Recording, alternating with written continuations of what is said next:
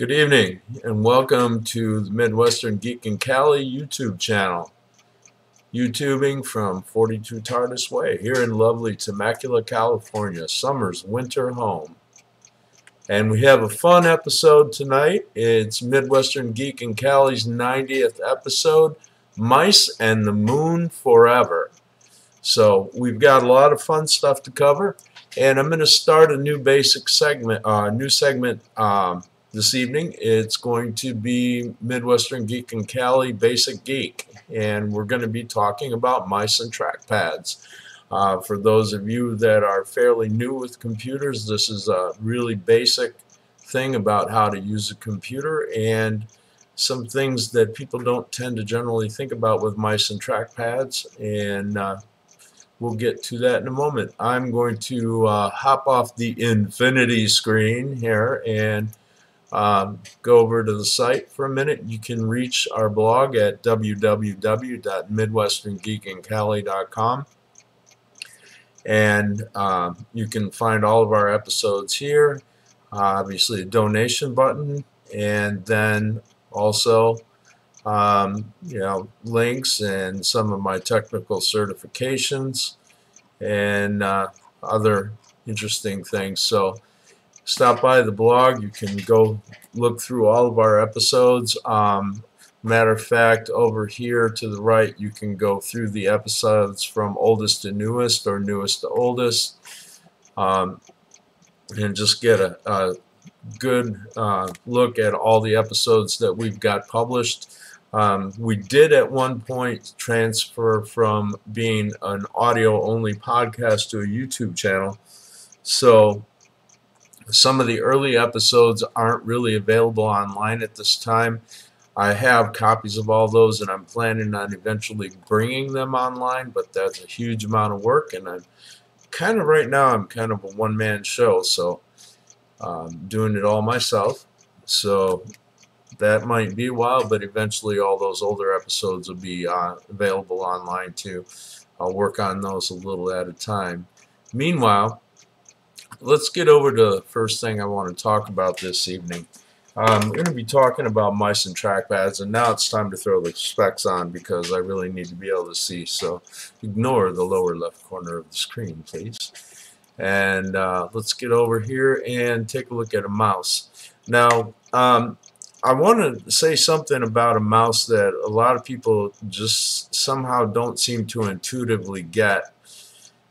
You have the left button and the right button, and of course newer mice, the original mice didn't have this, but newer mice have a scroll wheel, and that will move things up and down for you. But I want you to think of in your mind this left mouse button is like select it or do it. Okay, so you use the left mouse button to either choose something or to tell the computer to do something. The right mouse button is more about what are my options and choices. So let's take a look at that for a minute. I'm going to jump over into, let's do a quick Google search.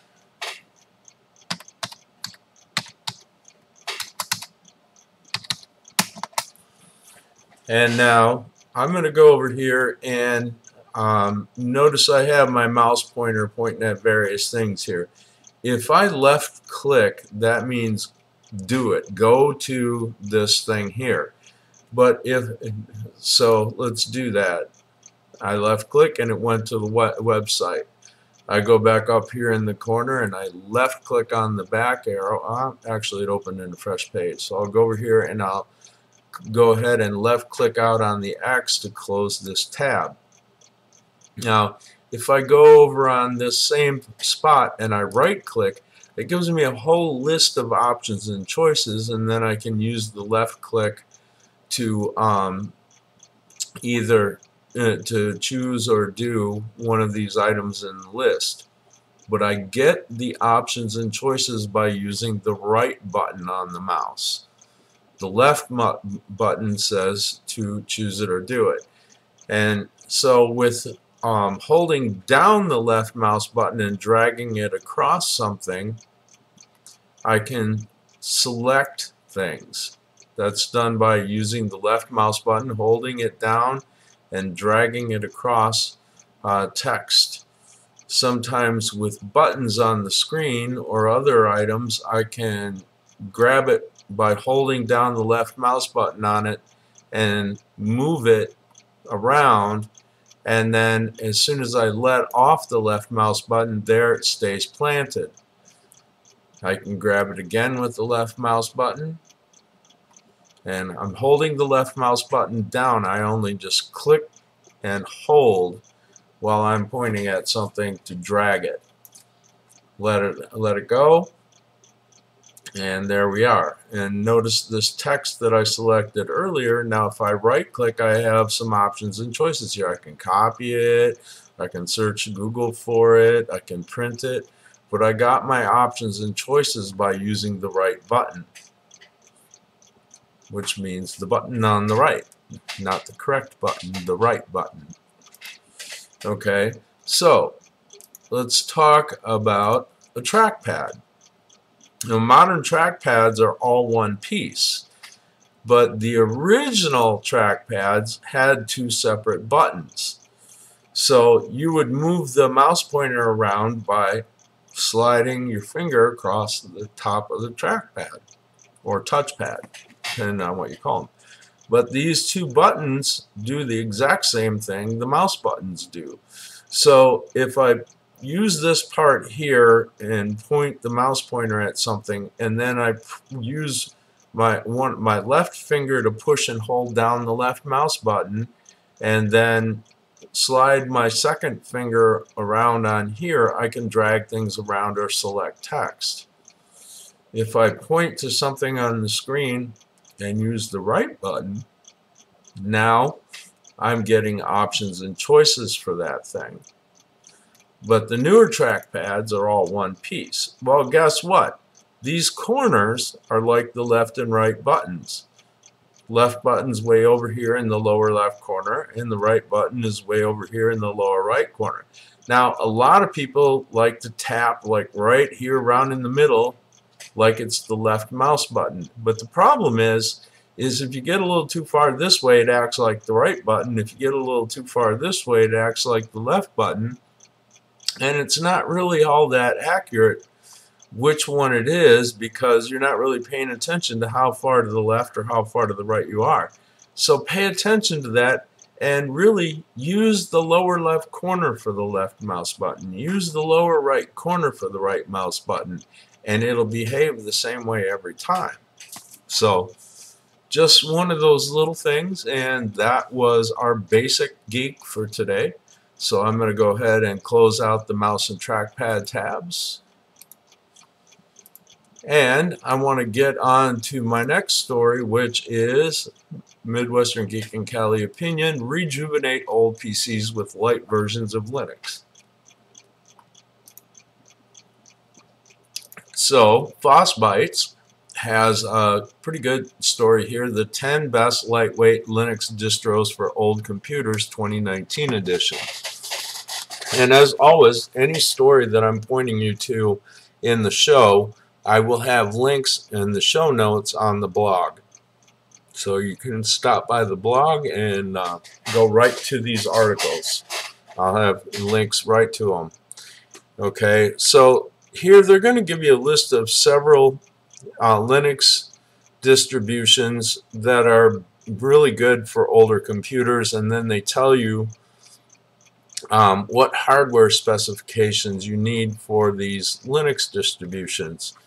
And I've been trying some of them out because some folks that I do help with computers have some older machines, and I've been trying some of these Linux distributions out on them, and right now I'm kind of liking Linux Lite.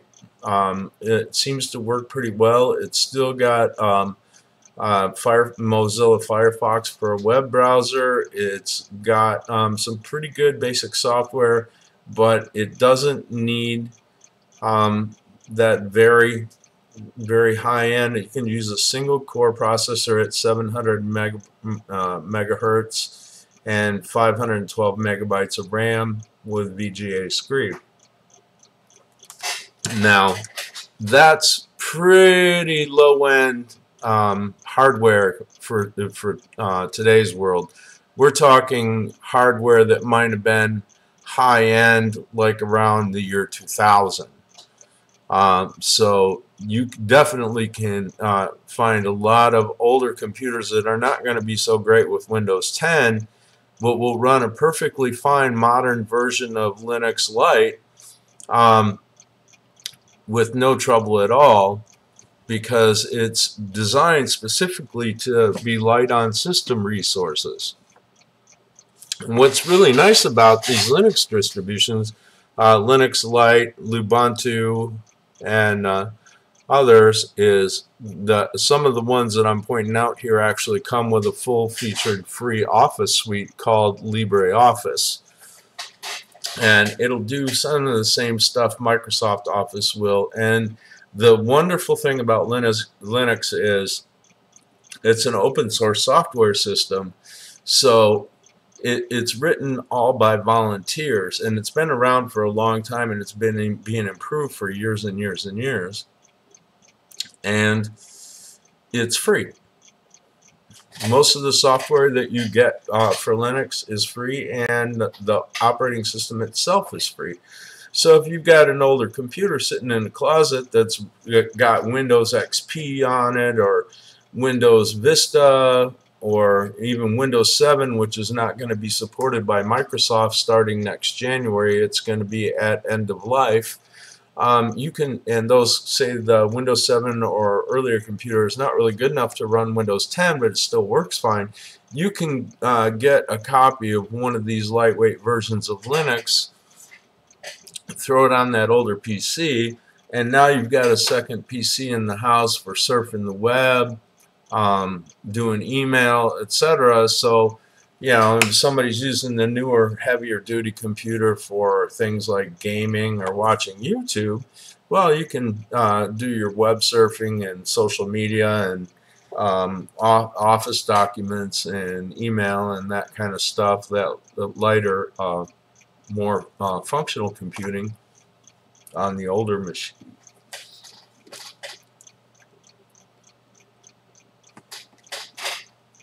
So it's a really good way to recycle and repurpose older machines to be a functional computer again, a good second computer in the house, or even third computer.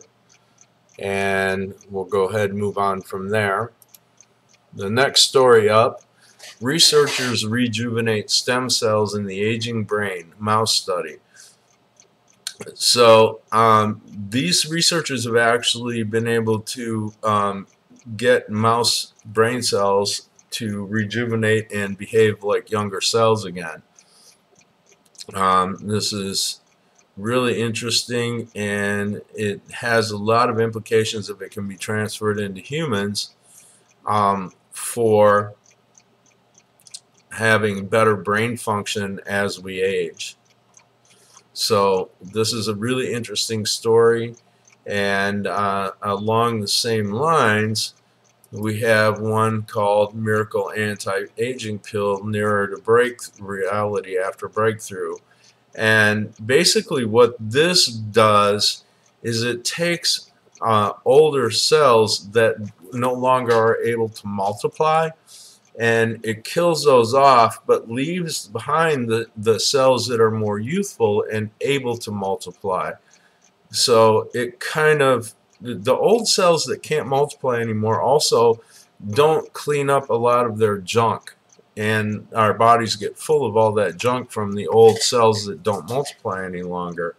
So it will make the body more full of youthful cells, and that is one way for your body to behave and look and act and feel younger. And they're still working on this, but I think they're starting some clinical trials.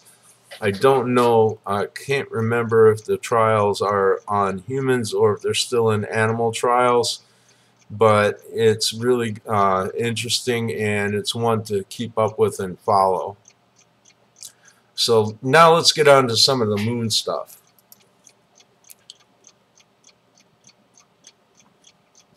So Elon Musk says SpaceX is developing a bleeding heavy metal rocket ship.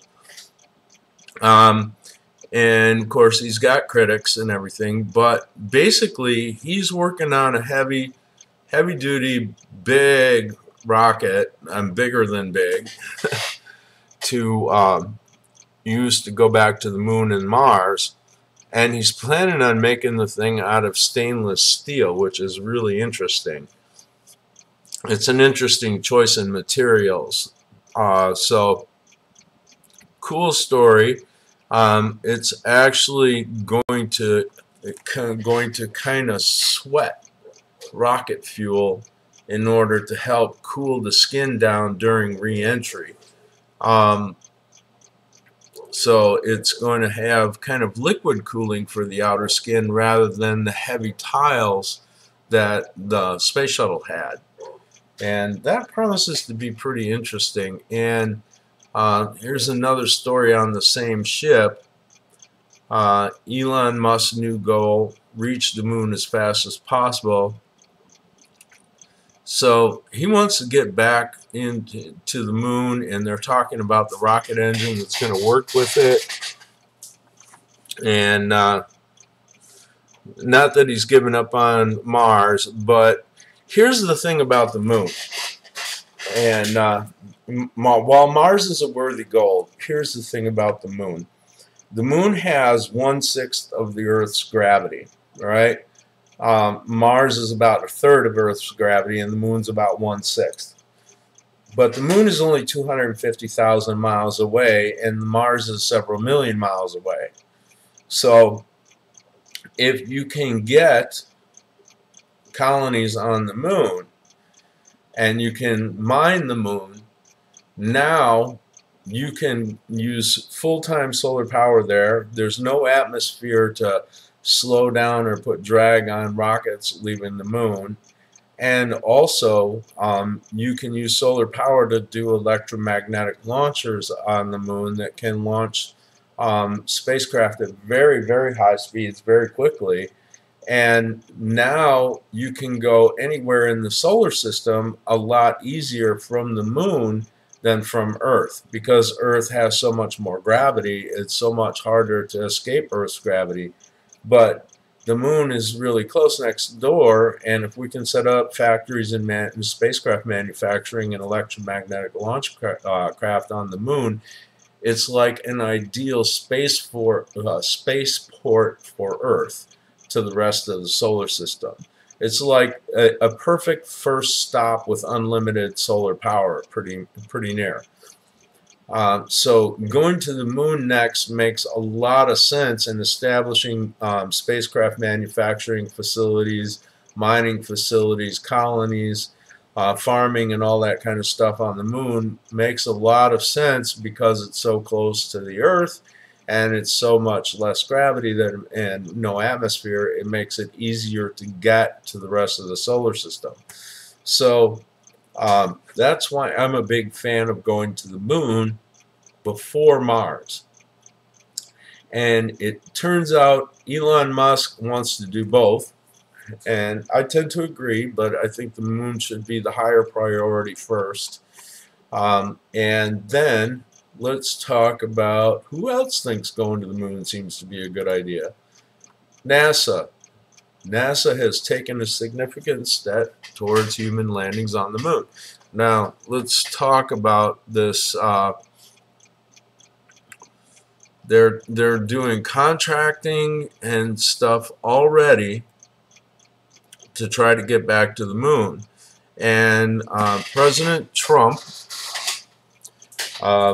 has declared that he wants to get to the moon. Well, this is one area where I definitely agree with the president, that the moon is the logical next place. And with the redirection of NASA, and then Elon Musk also trying to work on it, with SpaceX, I think it's actually feasible. China's going to the moon next. I think there's good reasons to go to the moon next, and I think it's the right goal for NASA to develop first. We should have gone there and actually made a permanent presence on the moon. When we went the first time, we stopped too soon, I think, and our technology's only gotten better since. So I think we're going to see a huge shift in human perspective and human ability to live throughout the rest of the solar system once we develop and colonize the moon. I think that's the logical next step, and you know, it looks like NASA is agreeing with me on it at this point, and here we go. So far, NASA has already contracted with 9 companies to send cargo to the moon, with the ultimate goal of being able to develop landers that can take astronauts back to the surface of Earth's satellite. So a lot happening with the moon. And then a kind of fun story towards the tail end here. Somebody discovered a Saturn rocket motor just sitting in a Missouri junkyard. And there you go. This is from the Saturn rockets that did the moon landing. The Apollo 11 did the first moon landing in 1969. That's 50 years ago this year. This is a huge anniversary for the moon landings. And amazingly enough, we have a really wonderful documentary on the Apollo moon landings coming out this week. It premiered in select theaters yesterday, and it's going to be around nationwide on this coming Friday, the 8th. And it's Apollo 11, the documentary. And you can watch the trailer over at MWGICandKelly.com on the blog as soon as I post episode 90, which is what we're recording right now. And then I also wanted to say about this documentary, there was a lot of 70mm footage shot with MGM cameras back when the actual launches were happening, and that footage got canned. The documentary never got made by MGM back then, but the filming was completed. And so all this high-end 70mm film, which they were using to shoot big-budget Oscar films back then, was sitting in a can for 40-some-odd years and got rediscovered, and it's been used in this documentary, which is coming out in IMAX. And I can tell you right now, if there's one movie I see the rest of this year, this is going to be the one. I got to watch those moon landings, the Apollo 11 moon landing in summer school when I was in 3rd grade. Teacher brought out a little cart with a black and white TV on it, and we watched Neil put a footprint on the moon and do his giant leap for mankind. And I've been fascinated with space ever since. I mean, that was kind of a defining moment for my interest in space right at that point in my life. I've never forgotten about it ever to this day. It was a big one for me, and I really am looking forward to seeing this trailer. I remember seeing bits and pieces of this on the news, but I mean, I was a kid in 3rd grade and I didn't control the TV, and back then the house had one TV. Yeah, we're talking the late 1960s, early 1970s. Single TV in the house was pretty common back then, and the adults really had control over who got to see what. But I am really looking forward to seeing this on the big screen. It's probably going to be better than what I remember as a kid. So with that note, I'm going to wrap it up. Happy 50th anniversary of Apollo 11. You can find us on Twitter at MWGIC Cali. You can find us on Discord. You can find us on Facebook. All the links are over on the blog on Over to the right here, you can find links to all of our social media. Just go to www.midwesterngeekandcali.com, look for the geek links on the right, and you'll be able to find us anywhere you're good with social media. And on that note, it's time to call it a night and say, may there never be a rogue wave in your coffee mug, and happy Vulcan fingers to you from the agent of 42. And thank you for listening in. Greatly appreciated. And have a wonderful rest of your weekend.